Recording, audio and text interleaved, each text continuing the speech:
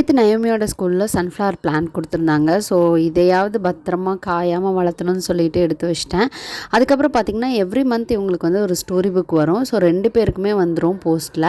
So நேற்று வந்து நோயலுக்கு வந்த புக் வந்து லிட்டில் ரெட் ரைடிங் ஹுட். இவங்களோட ஸ்டோரி புக்ஸ் எல்லாம் பார்த்திங்கன்னா அவங்களுக்கு பிடிக்குதோ இல்லையோ நமக்கு ரொம்பவே பிடிக்கும். அதுக்கப்புறம் ஆஃப்டர்நூன் லஞ்ச் எல்லாம் முடிச்சுட்டு ஈவினிங் மேலே வெளியே கிளம்பிட்டோம். அதே வந்து நாங்கள் ஒரு குட்டி பேபி வீட்டுக்கு போக போகிறோம் அவங்கள பார்க்க. ஸோ வந்து அவங்களுக்காக கொஞ்சம் டாய்ஸ் வாங்கலான்னு போனோம். ஸோ ஃபர்ஸ்ட் ஒரு ஷாப் போனோம், எதுவும் பிடிக்கல. அப்புறம் செகண்ட் போன ஷாப்பில் வந்து வாங்கியாச்சு. அதுக்கப்புறம் ரிட்டன் வரப்போ டோனட்டும் ஐஸ் பாப்ஸும் வாங்கிட்டு நல்லா வெயிலில் உட்காந்து, ஏன்னா இந்த ஊரில் வெயில் வரதே அதிசயம் இல்லையா. இப்போ கொஞ்ச நாளாக தான் வெயில் அடிக்குது. வெயில் நல்லா காஞ்சிட்டு அப்படியே அதெல்லாம் சாப்பிட்டு முடிச்சுட்டு வீட்டுக்கு வந்துட்டோம்.